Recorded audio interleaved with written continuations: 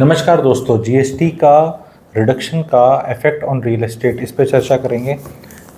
एकदम ग्रेट है। किसके लिए ग्रेट है? रियल एस्टेट के लिए बहुत अच्छा है।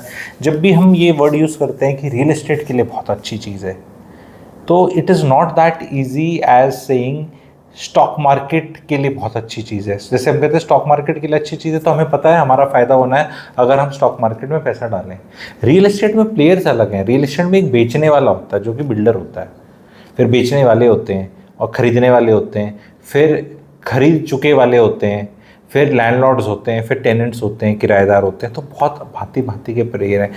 कभी ऐसा नॉर्मली नहीं होता कि मार्केट में मतलब सभी का इमीडिएट फ़ायदा हो जाता है। ठीक है, एक लिस्टेड प्लेयर्स होंगे, लिस्टेड प्लेयर्स का स्टॉक मार्केट में स्टॉक प्राइस होगा। कई बार हमने देखा है लिस्टेड प्लेयर्स का, ये थोड़ी भूमिका बतानी है, नहीं तो अंडरस्टैंडिंग नहीं हो पाएगी कि क्या होगा। इतना सिंपलिस्टिक नहीं है।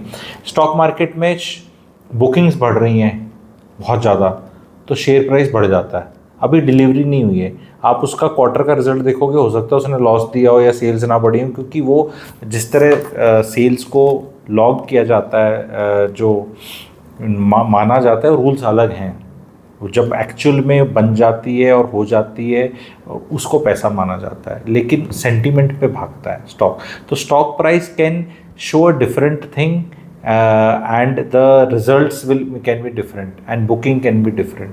तो बिल्डर्स को डेफिनेटली इस चीज़ में फ़ायदा है। 28% से 18% सीधा सीमेंट अगर आ गया तो सीमेंट तो बहुत बड़ी चीज़ है। ठीक है, तो बहुत चीज़ों में फ़ायदा है। लेकिन लग्जरी प्रोजेक्ट्स जो इतने आ रहे हैं और आए हैं, उनमें बहुत चीज़ें महंगी हो जाएंगी और 40% में चली जाएंगी। तो वहाँ मामला कन्फ्यूजन में आ गया कि सीमेंट तो उसकी कम होगी, लेकिन सीमेंट तो लगती है, लेकिन आपके सैनिटरी वेयर की फिटिंग्स जो अल्ट्रा अल्ट्रा लग्जरी, अलग अलग मैं नाम लगा के उन ब्रांड्स की मशहूरी फ्री में नहीं करना चाहता, बट आप समझ सकते हैं कौन कौन सी ब्रांड्स हैं जो आपको माल बेचा जाता है तो बताया जाता है ये लगेगा, वो लगेगा, टाइल ऐसी लगेगी, पत्थर वो लगेगा, वो फिटिंग्स ऐसी होंगी। तो वो सब में से कई चीज़ें 40% में चली जाएंगी, तो वहाँ लग्जरी वाले में काफ़ी वो होगा। पर जो प्रीमियम सेगमेंट में चीज़ें लाते हैं, अफोर्डेबल सेगमेंट में चीज़ें लाते हैं, वहाँ डेफिनेटली प्राइसिंग पे बिल्डर को फ़ायदा होगा। बिल्डर कितना ट्रांसफॉर्म आगे करेगा वो समय बताया जाएगा, लेकिन बिल्डर्स की बैलेंस शीट की हेल्थ अच्छी होगी, उससे इकोनॉमी की हेल्थ अच्छी है, उससे भी इन्वेस्टर्स को फ़ायदा है कि स्ट्रेस से नहीं होगा। अगर कुछ स्ट्रेस बिल्डअप हो रहा था तो रिलैक्स हो जाएगा। प्रेशर कुकर की सीटी है। तो इस तरह से हम लोगों को इस चीज़ को समझना है। पीयूष गोयल जी का एक इंटरेस्टिंग चीज़ आई है, एंड वो सुन के मैं सोच रहा था यार, उसका कुछ 40% भी हो गया तो उससे रियल एस्टेट पे क्या फ़र्क पड़ेगा। उनने बोला है कि ऑस्ट्रेलिया में 10 लाख घर बनाएंगे इंडिया, एंड इसमें उनका यूएई से कोई टाइप कर रहे हैं। तो I read that thing again again कि ऑस्ट्रेलिया में मकान बनने हैं, इंडियंस ने बनाने हैं, तो ये यूएई वाले से क्या टाइप करना है? मतलब क्या पैसा वहाँ से आएगा? तो क्या बनाकर हम दे रहे हैं, हमारे बिल्डर जा रहे हैं या हमारे लोग जा रहे हैं? तो वो गोलमोल है, मतलब अभी कुछ पता नहीं। लेकिन मैं ये कह रहा हूँ कि 10 लाख मकान बहुत होते हैं। अगर बनाने चले गए स्किल्ड मैन पावर इतनी, तो फिर भाई यहाँ मकान कौन बनाएगा? क्योंकि ऑस्ट्रेलिया में तो मज़ा आएगा रहने का। जब इजराइल जाने के लिए लाइन लग गई थी, जहाँ पे गाज़ा में बम पटाखे चल रहे थे, तब भी मुझे याद है यूपी और हरियाणा में ये सिलेक्शन हो रहा था और लोग लाइन लगा के खड़े थे, और 10,000 हमारे यहाँ से बच्चे मतलब गए थे, जो भी स्किल्ड मैन पावर है। 10,000 गई थी, 10,000 उस टाइम पे भी गई थी। तो वहाँ इतना मामला नहीं बन रहा था इजराइल में। इजराइल बहुत छोटा है। तो यहाँ 10 लाख बनाने में कैसे प्ले आउट होगी सिचुएशन, ये हमें देखनी पड़ेगी, और ये एस्केलेटरी होगी क्योंकि टैलेंट भाग जाएगा। एंड ये अगर पीयूष जी ने बोला है तो ऐसा नहीं हो सकता कि वो 10 लाख बोल रहे हैं तो हम 10 लाख को एक दिन में बनाने वाले हैं, या 10 ही लाख बनेंगे, हो सकता है 5-7 लाख ही बने। लेकिन डेफिनेटली मैन पावर यहाँ से भागेगी, ऑस्ट्रेलिया में भागेगी मैन पावर, एंड यहाँ फिर कौन बनाएगा? तो वो चीज़ें लेबर कॉस्ट बढ़ जाएगी, ये दिख रही है। तो वो होता है कि एक जगह से ऐसा लगता है कि मामला बढ़िया होगा, लेकिन फिर मामला फिर वहीं नील बटे सन्नाटा हो जाता है कि यार तुमने लेबर कॉस्ट ही बढ़ा दोगे तुम।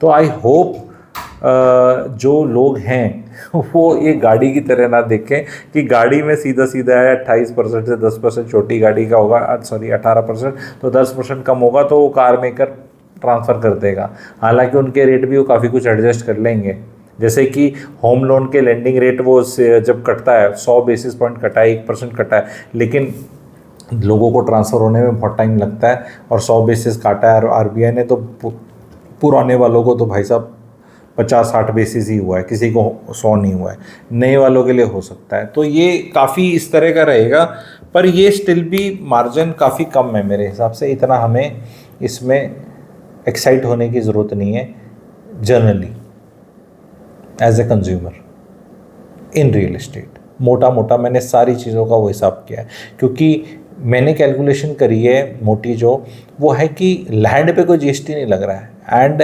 100 रुपये का अगर माल है तो उसमें लैंड की कॉस्ट कितनी है। जैसे जब जहाज़ उड़ते हैं तो टिकट के प्राइस में सबसे ज़्यादा कॉस्ट आती है फ्यूल की, पायलट की तनख्वाह, जो भी पायलट कह रहा हूँ यानी जो भी तनख्वाह दी जाती है एयर होस्टेस को, पायलट को, इंजीनियर को, क्रू जो भी चलाने वाले होते हैं, तनख्वाह और फ्यूल, वो मैक्सिमम होती है कॉस्ट, ठीक है। तो अगर वो नहीं कम हो रही तो टिकट कैसे कम हो जाएगी कहीं पे भी। तभी मैं वो एक जेवर एयरपोर्ट का बहुत बढ़िया एनालिसिस किया था मैंने one of the paid webinars में, कि वहाँ टिकट सस्ती पड़ेगी या महंगी पड़ेगी। तो बड़ा चैनल की मेंबरशिप ले लो सबसे पहले, तो उसमें मज़ा आएगा आप लोगों को। एंड हायर ऑर्डर थिंकिंग करो। लैंड की कॉस्ट 100 रुपये में 60-70 रुपये है, और उस पर उसको जीएसटी से कोई लेना देना नहीं है। जीएसटी से जिस चीज़ का लेना देना है उसमें कोई चीज़ बढ़ रही है, कोई चीज़ घटेगी, तो काफ़ी चीज़ें वहीं सेट हो जाएंगी। और बाकी अगर चवन्नी का फ़ायदा हुआ तो बिल्डर 20 पैसे का खुद ही रखेगा, आपको किसी रिलैक्स्ड पेमेंट प्लान में थोड़ा सा ओब्लाइज कर देगा, मेरा इतना ही मानना है।